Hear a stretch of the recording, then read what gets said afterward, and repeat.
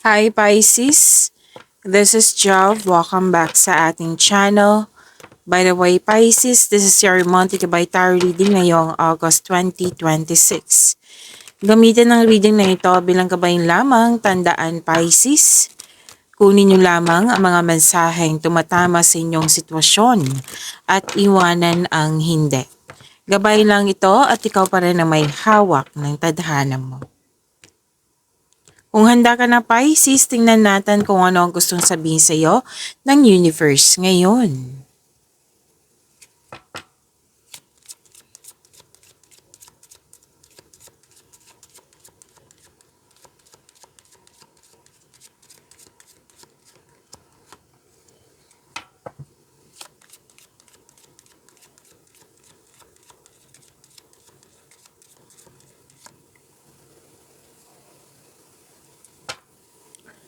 Oh, malalaman mo na yung totoong intensyon ng isang tao sa iyo. At least alam mo na, Pisces. At some of you, may usapin dito tungkol sa education, school, teacher, student. Pwedeng balik-aral kayo. Pwede din po self-study. Nagbabasa kayong document, libro, pumunta kayo ng library, self-study. Pero may ano dito babalik ng school. Pwede din po na workshop, nagpanda sa workshop, seminar, para may matutunan. Itong action na nakikita ko dito, Pisces, para may matutunan. Okay? And, pwede nga nag-research kayo sa internet. Kasi, 'di ba, may natuklasan sa pag-imbestiga, sa pag-observe, sa pag-research. Oo. Or may nagtuturo sa iyo. Basta ang punto ng card ni ito is may natutunan, may nalaman, may natutunan. Para din naman internet po. Nag-research kayo dyan. So may nakita kong document dito, an actual book, may kumbaga nag-research ka para may matutunan. Pwede din pag-stalk. Oo, 'di ba? Pag-stalk sa social media may natutunan ka or may nalaman ka. May natuklasan ka. Oh, 'di ba? Ang unang sinabi ko kanina may nalaman kayong totoong intensyon ng isang tao sa iyo, like sikreto.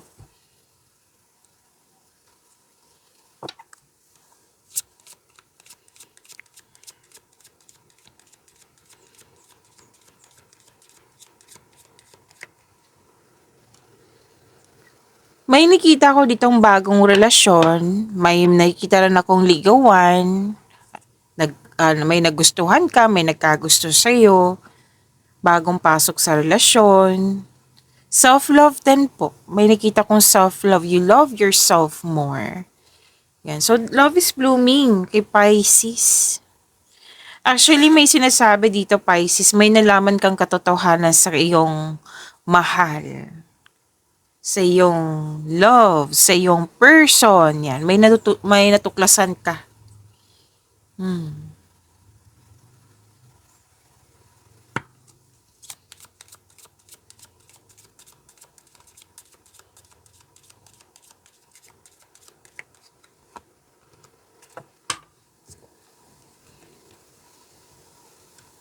Oh, sa mga nangyari sa nakaraan, July ba or sa nakaraan nga na bit-bit mo hanggang ngayon. So lumabas ang card nito na it's about time na ngayong August, i-release mo na ito. Bigat ng nararamdaman mga issue, grudges, unhealthy connection. Most likely sa mga nararamdaman mo yung bit-bit nga. So, it's about time na i-release na. Nagbigay ka naman ng action. Actually, decision mo talaga. Decision mo to. Na kung baga para kang napagod. Teka, napagod ako sa kinimkim ko So, kailangan ko nang i-release to. Ayaw ko na nito. Gusto ko ng pagbabago. Ayan. So, this is cleansing also. recovery. Basta nagbigay ka ng action para magkaroon ng recovery. Ang ilan nga sa inyo, sinuko nyo lahat kay God, which is the best way. O, pinaka-best yan. Sinuko mo lang ka lahat kay God yung mga worries mo, grudges mo, kung ano man tong bigat ng nararamdaman at naghingi ka ng divine assistance. Nang dahil sa mga ginagawa mo, nagkaroon ng spiritual growth. Nagkaroon ng personal development. May ano dito na-admit, like, na inamin mo na okay, parang pinapahirapan ko na yung sarili ko. Example lang yan ha. Basta may acceptance na inamin mo na dati hirap na hirap kang tanggapin. Hirap na hirap ka sa pag-amin. So ngayon, may ano na dito, acceptance and letting go. Actually, may nakita rin ako ditong isa sa mga nag-support sa'yo or nagbigay ng motivation. May family ako nakikita dito. Family member, pwedeng kamag-anak. Oh, may usapin nga dito tungkol sa ancestors.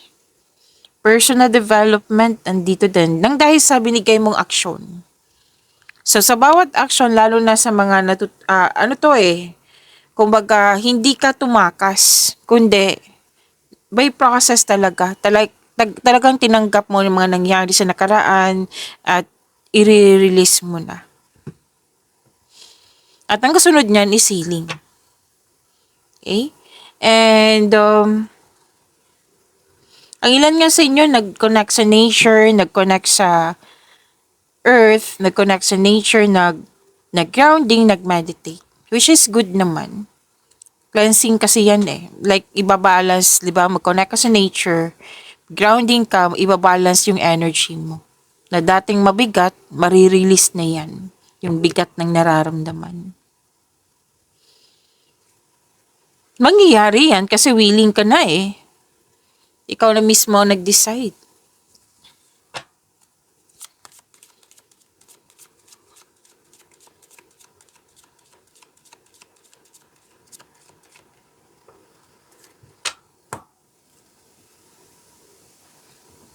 At actually, decision din tong nakikita ko dito.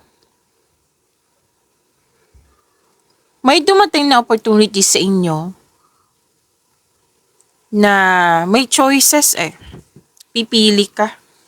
So, makakagawa ka ng best choice, best decision kung magkakaroon ka ng konkretong plano. Actually, may alternative ako nakikita dito. Okay, si option 1 ang pipiliin ko ngayon. Kung hindi to na mag-work, si option 2 tayo. Yan. Pwede din po na nagde-divide kayo. Like for example, responsibilities. Oh, ikaw to. Sa'yo to. Ito sa akin. Para madali tayong matapos sa trabaho natin. Like kahit basta nagde-divide po. Na may alternative ako nakikita dito. So, may importanteng decision. Remember, makakagawa ka ng best decision, best choice kung magkakaroon ka ng konkretong plano.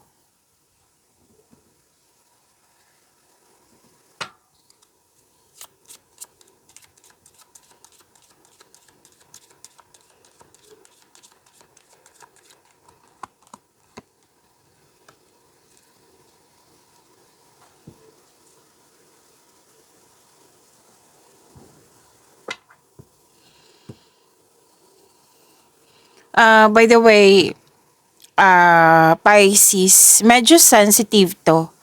So, iwan nyo lang kung hindi kayo naka-resonate, okay? Kasi general reading po ito, paalala lang po. Kasi may nakita ko ditong adultery. Pwedeng pinag-usapan lang to kung hindi ka man involved sa ganito, adultery. Like, may nakita ko ditong energy ng yung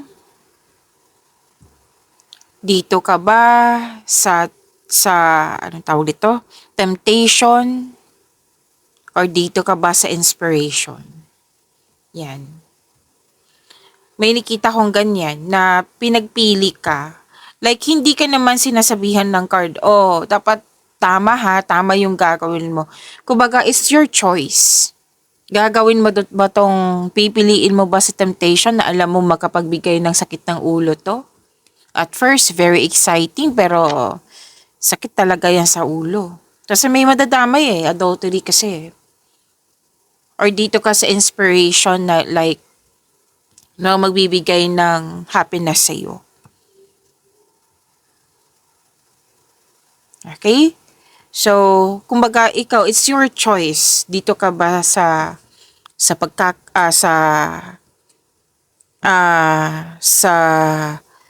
anong tawag dito, temptation or hindi. Basta it's your choice.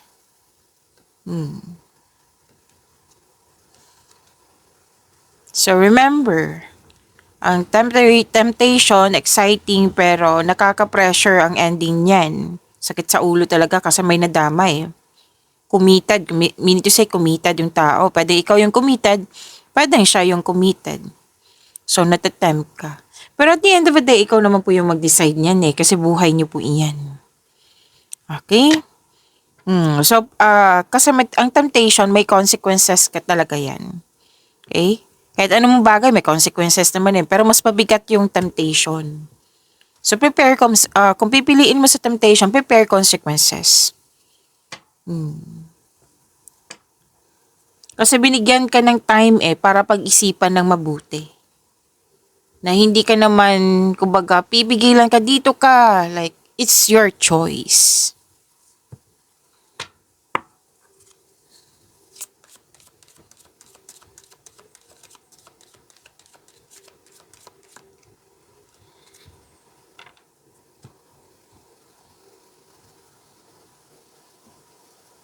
Pero magkakaroon ng healing Kung dati nasaktan ka, 2 card po mismo nagsabi dito na may healing. Babawi ka. May pag-asa, healing. Actually, blessing to Malaking blessing to. Clarity, meron din. Diba, ideas, malaking blessings din yan. Gustong-gusto ko yung ideas na iyan. So, at least, diba, pipili ka may choices. Pipili ka sa kung saang daan kang tatahak. Tapos, may binigay pa sa yung blessings na clarity, ideas, para sa ikakaunlad mo. Diba, sinusuportahan ka ng universe. Na meaning to say, na kumbaga, itong support na ito is pinaparamdam sa'yo na, hindi ka pinapabayaan. Kaya wag magpabaya. Diba, Pisces? Hindi ka pinapabayaan ng universe, kaya wag magpabaya kung pwede. Binigyan ka ng ideas and clarity. Healing din to pag-asa. Lumabas pa rin yung internet dito, nag-research, nag-observe ka dyan, nag-stalk ka dyan.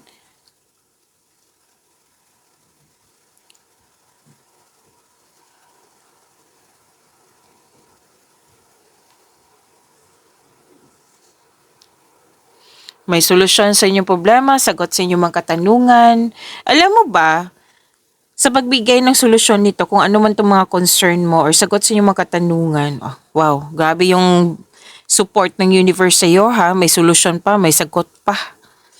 Confirmation, conclusion din to. Alam mo ba, sa pagbigay ng sagot, basta may sagot is, actually that is an end of cycle For me end of cycle yan kasi nasagot na, nasolusyon na.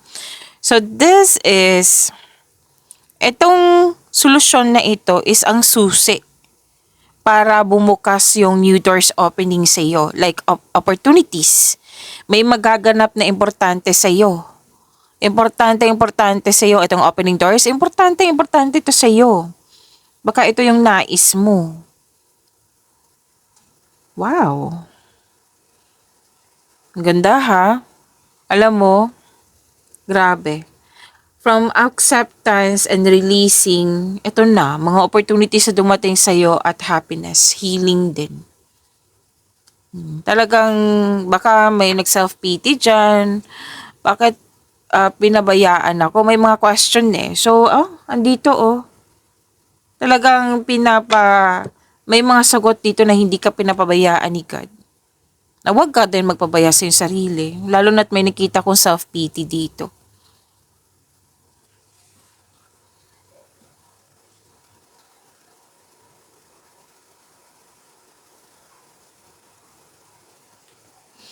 Okay, sabi dito, may success, may positive outcome, and joy and happiness.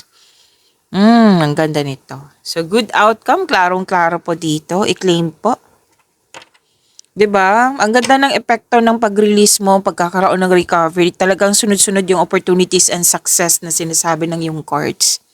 So, huwag kayong mag-hesitate mag-release ng mga hindi nakakabuti sa iyo, lalo na yung mga blockages po. Kuha tayo, Pisces, ng inyong angel number po ngayong August 2026.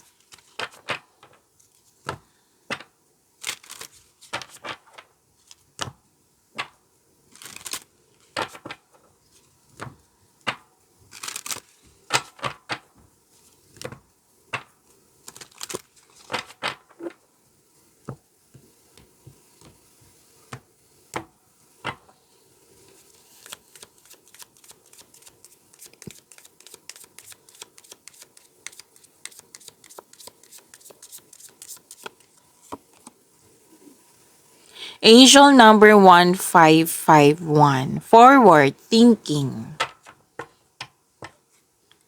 Sabi dito, you have more control over your life than you realize. See, lumabas din dito. Na it's up to you. It's your choice. Control mo lahat. Lalo na yung respond mo, kontrolado mo yan. Learn and execute what interests you. Turn things around. It gets better with time. There are plenty of friends to make. So chill out, have fun, and open up. Go outside. So ito po, i-pause nyo po kung gusto nyo basahin. Okay, so sabi dito may na-miss ka. Andito yung technology. Lumabas 'di ba? Ginagamit niyo po yung internet.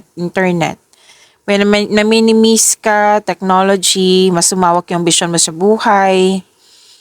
This is good. This is good. Ginagamit mo yung angking talino mo. Okay, para makapili, lalo na yung desisyon. Yung kung saan ka tatahak. Forward thinking. So kung depression, kailangan mong tulungan ang sarili mo. Okay? Kung ikaw man ito. Kung hindi man ikaw to, pwedeng taong malapit sa iyo na nagkaroon ng depression, kailangan mo siyang tulungan. Kung pwede po, kung gusto niyo. Kasi kailangan to ng tulong talaga. Hindi ako nagsasabi ng mga depression sa mga nagdaan. I think more than 1 month na sinasabi ko na talaga. Kasi kailangan ng tulong yan eh. Okay? Kung hindi kayo ito, tulungan mo po yung mga taong malapit sa iyo. 'Di ba may minsan mga depression pangiti-ngiti lang pero depressed pala. So, mga musta. Kung hindi man ikaw kamustahin mo yung mga kasamahan mo diyan na malapit sa iyo. Kung ikaw man to, then you have to help yourself. Help yourself. Kung hindi mo na alam kung paano, then ask for help. Sinabi dito,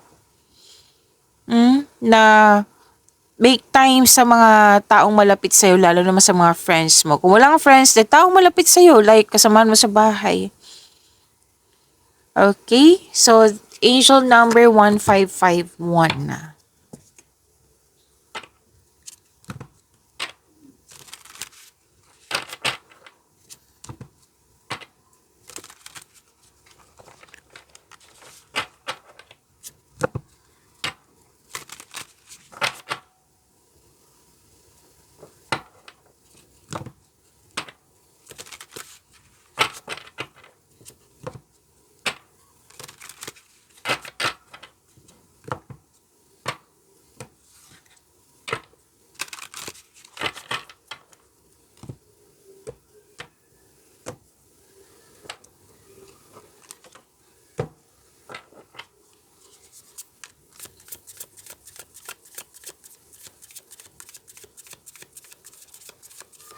Energy, Pisces, August 2026.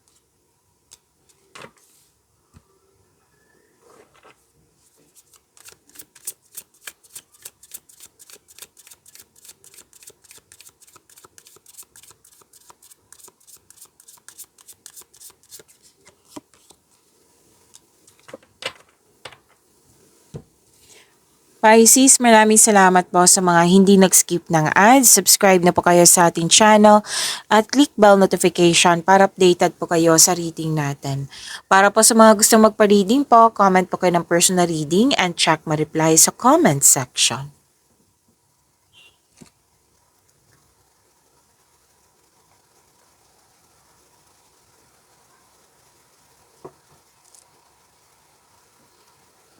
Okay, uminom lang po ako ng tubig. Pisces,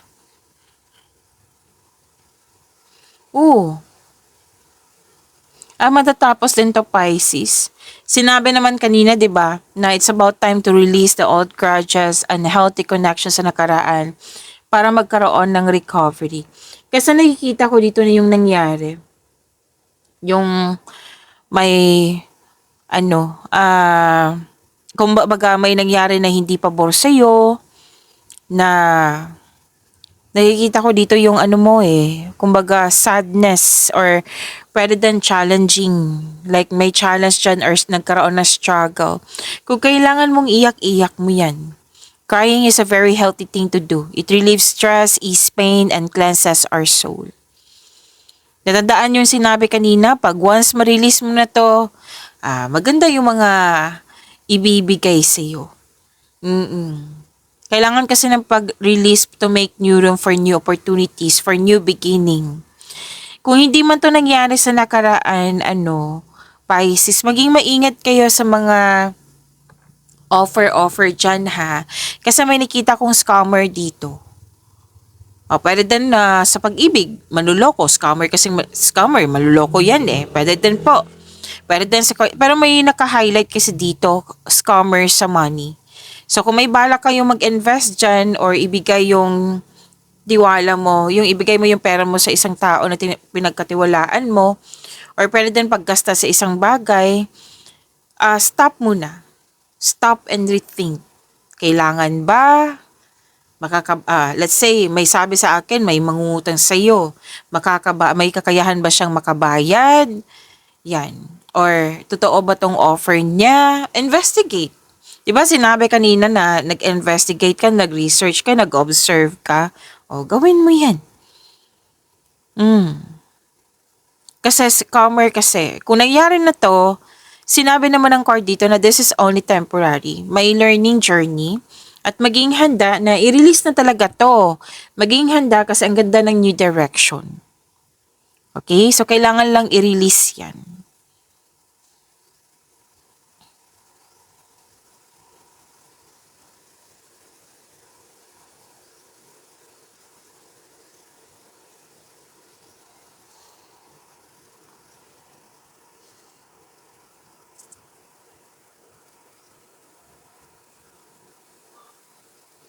Okay. So, may sinilip lang ako. Pisces, natawa ako. Okay, pasensya na po. Pisces, lumabas talaga yung mga sinasabi kanina eh. So, isa-isahin natin kasi marami to. May naulit na nangyari na sinabi kanina 'di ba na may pangyayaring hindi pabor sa iyo. May naulit na nangyari tapos ngayon nakikita ko naman dito hinarap mo. Like hindi ka unlike before tumatakas ka, ayaw mong harapin, ini-ignore mo. Ngayon haharapin mo siya, in-embrace mo. Yung katotohanan po. In-embrace mo tong katotohanan na hindi mo siya tanggap pero in-embrace mo, hinarap mo. Kasi alam mo, kung takas ka ng takas, in-ignore ka ng ignore, hindi siya matatapos. Talagang, parati ko naman yung sinasabi sa inyo Pisces basta fear na, kailangan harapin yan. Kasi kung tago ka ng tago, ignore ka ng ignore, parang habang buhay walang katapusan, tago ka ng tago, hindi na yan maganda. So it's about time to embrace, harapin, at para ma-let go na, para matapos na. Kung ano man po ito, most likely emotion ang nakikita ko sa dalawang card na ito Pisces.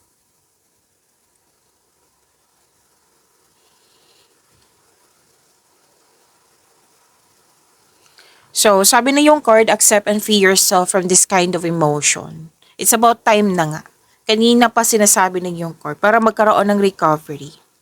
Tandaan nyo ha, ilang beses na cards na sabi, di ba, after recovery, sunod-sunod na yung blessings. Talagang tinutulungan kayo ng universe. Tulungan mo din yung sarili mo, of course.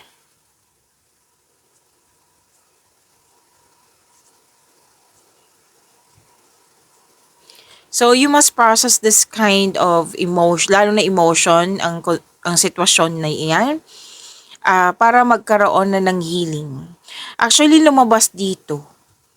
Hindi makaka-resonate ang iba dito ha, kasi, kumbaga paalala lang, this is sensitive. So, kumbaga, iwan nyo lang kung hindi nyo kayo naka-resonate. Yung sinabi kanina, lumabas din siya dito, third party concern. Kung hindi man third party concern, pwedeng nangialam sa'yo, nakisawsaw sa'yo, nagmanipula sa'yo, para masira lang yung mga ideas mo, decision plano, or maguguluhan ka. Yung mga pangyaring hindi mo control. Alam mo ba ang ano yung makontrol mo? Yung respond mo. Hindi mo natin, we cannot control everyone eh. Ang makontrol mo lang yung respond mo. So, focus ka sa makontrol mo in order to find peace, sabi ng iyong card.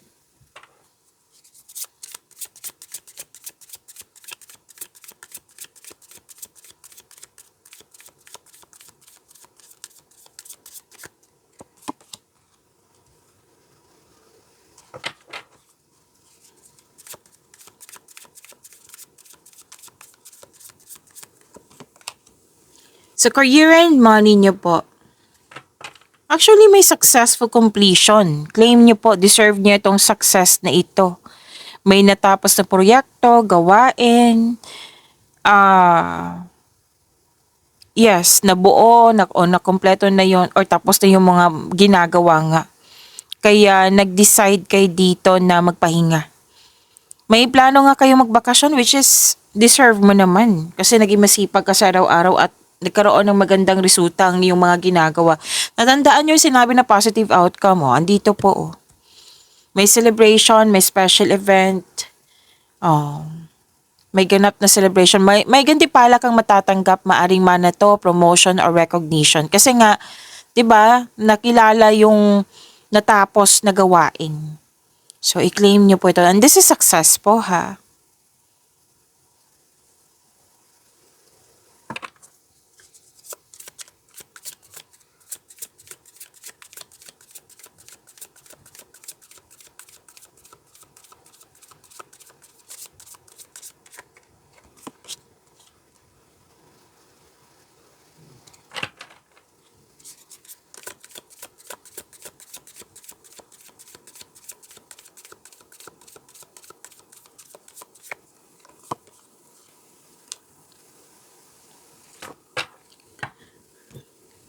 Pisces, kung gusto nyo ma-notify kayo, ma-prompt kayo, like mapanood nyo po yung premiere na video natin, i-click nyo po yung bell notification dyan. Kung hindi nyo po alam kung paano, magpaturo po. Huwag nyo din kalimutan na mag-subscribe sa channel natin. At nag-offer po ako ng rush reading. Kung gusto nyo po, comment down personal reading at antayin yung reply ko.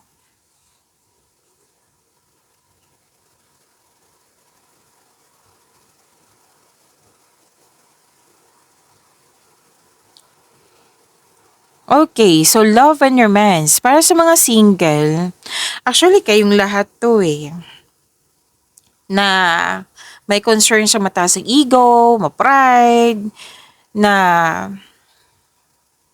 sa mga single nga dito na gusto nyong pumasok sa buhay ng pag-ibig pero aminado naman kayo sa inyong sarili na guarded ka.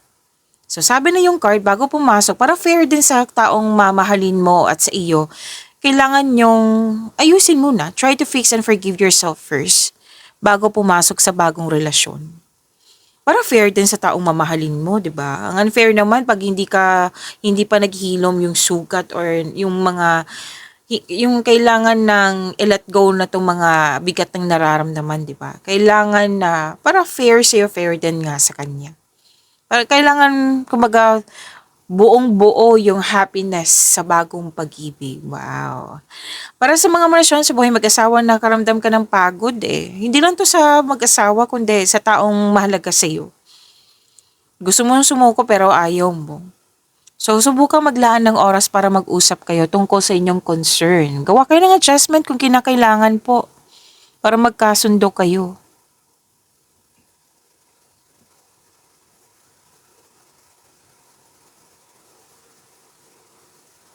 May ano nga dito, oh, mukhang ang parating sa inyo sa mga single dyan, very successful sa buhay.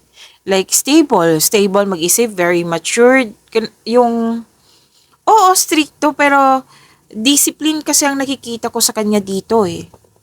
Basta matured na pwedeng may-ari to ng negosyo, boss siya sa kumpanya, maraming naniniwala sa kanya, yan. Actually, may ano na to, property. Yes, may nakita ako sa kanyang structure eh. Okay?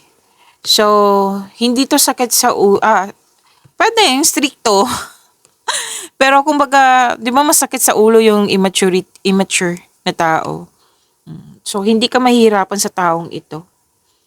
Sa mga may relasyon dyan sa buhay mag-asawa, may nakita ako ditong pinag-usapan nyo tungkol sa ambisyon nyo sa buhay. Pero may nakita ko ditong ugali ng, most likely lalaki kasi to eh, na ugali niya na, kumbaga, ako ang masusunod. Oo. Ay, okay.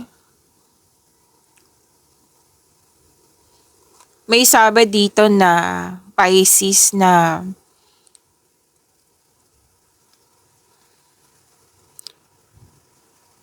naiirita ka sa mga taong, single ka man marelasyon sa buhay mag-asawa, naiirita ka sa mga taong tanong ng tanong sa iyo.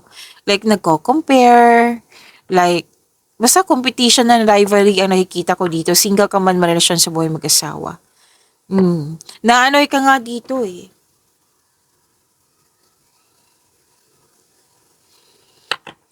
Sa mga marelasyon, sabay-sabay kayo nagtayo ng trust and stability, ayaw nyo ng away. So, this card tells you na you need to take things slow if you want the relationship to last. Kasi kung parate kayo nagmamadali, mapapressure yung relasyon nyo, kayong dalawa.